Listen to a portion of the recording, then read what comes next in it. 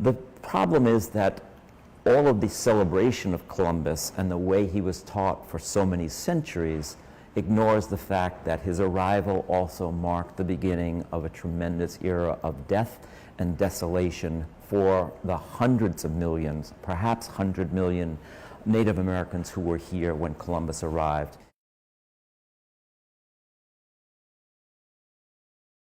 For many, many years, it was celebrated as a day of beginning and exploration and discovery.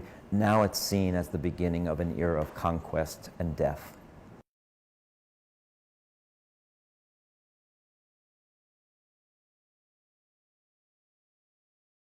In recent years, we're reassessing what Columbus did, what he meant to America and the rest of the world, and that's changing not only how people think about Columbus, it's changing the way we think about this holiday, making people question whether we should even have a holiday in honor of a man whose historical record is pretty spotty.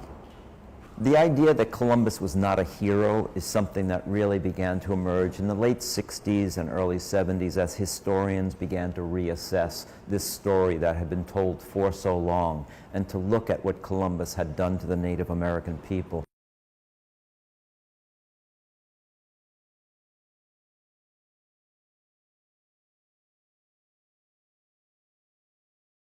I think it was Berkeley, California that decided first to rename Columbus Day Indigenous Peoples Day. You see that in more and more cities and states around the country right now. It's even on some calendars. When I think about Columbus Day today, obviously we don't want to celebrate anymore. This isn't a day to think about what a great guy he was and how wonderful his discoveries were.